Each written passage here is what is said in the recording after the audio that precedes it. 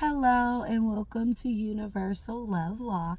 Today I want to make this video about another void attachment theory, and this one is going to be titled Belonging. So, belonging is something that a lot of people may have wanted in childhood.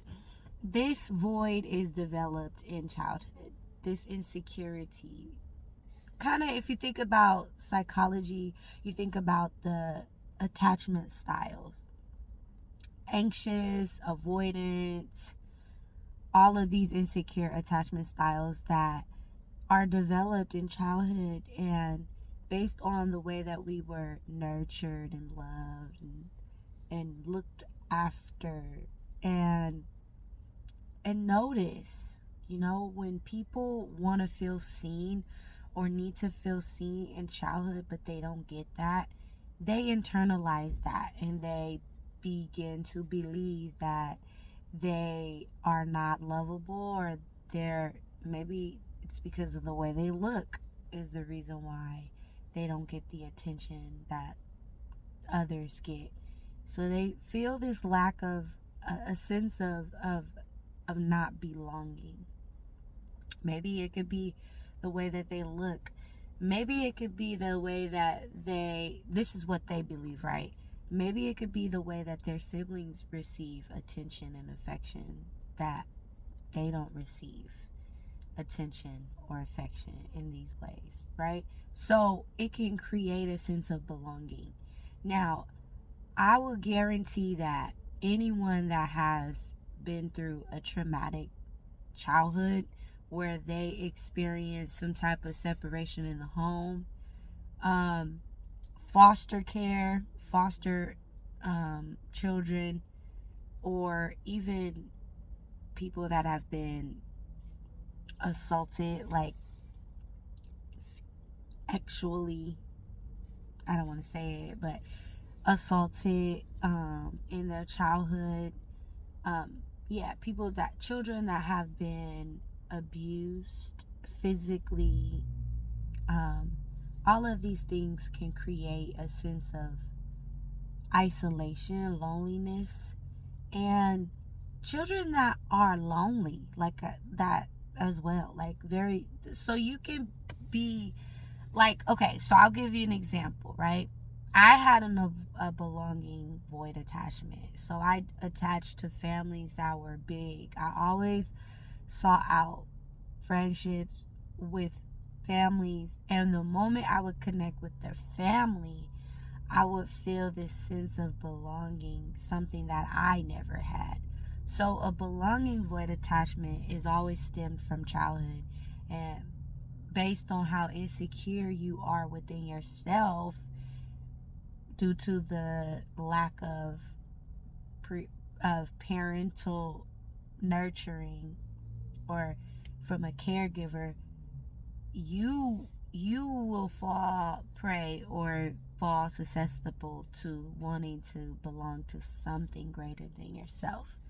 Um, and so I would get into these friendships where there were families, and the moments I would meet their aunts, cousins, grandparents, whatever parents, I would just want to be a part of the family. Like, that was my thing.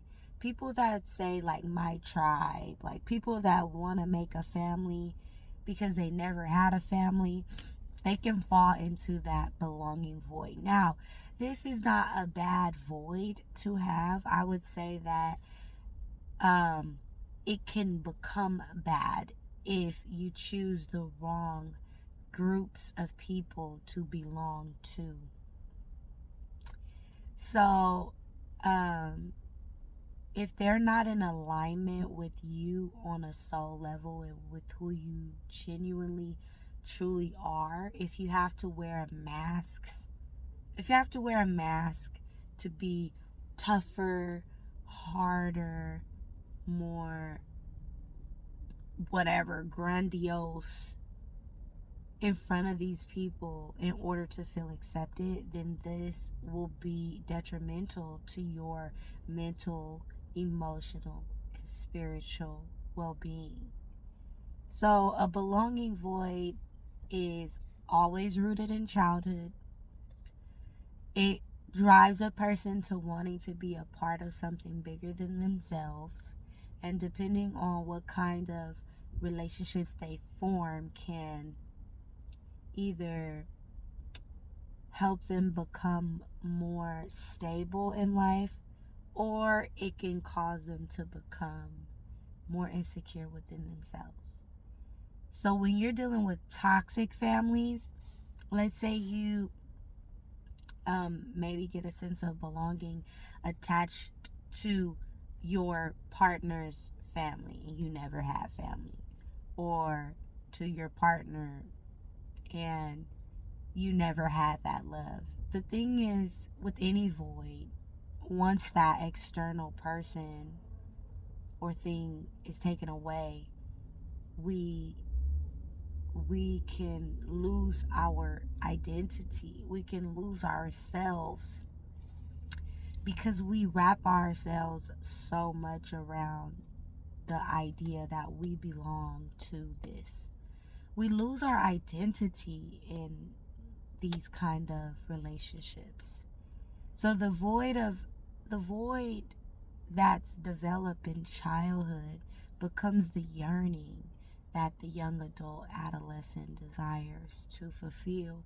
And when they fulfill it in people that really don't have the best intentions for you, they'll make you do the monkey dance. They'll make you these people find themselves bending over backwards to please others, to want to belong to a group or a tribe. It really has to be in your spiritual calling that you are meant to be with those groups of people. Because if you're not meant to be with those groups of people, and there is truly a lesson to be learned that the soul chose when it comes to filling a void and wanting to belong, then what will happen is you will continue to attract these kind of people that bring in family, whether it be a relationship, a friendship.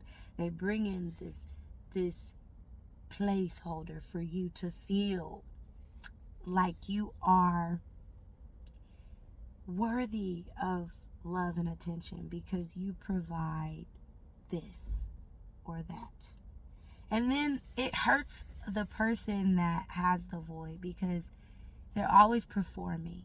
They're always putting on a show. And when life gets really tough and they break down and the true them comes out like a midlife crisis, they realize that the people that they wanted to belong to really genuinely didn't have their best interest from the start. And they have these illumination experience that can be life-changing, and it can put you in a crisis, especially when you wrap so much of your identity around belonging to a group that does not reciprocate that or give that back to you equally. And so a belonging void is a very common void, I think, because of how neglected so many people in the world are. Especially, you got to think about the times, right? We're living in a time where parents work. People have to work to provide. And a lot of times people get in relationships and then they break up. Then that's a broken family.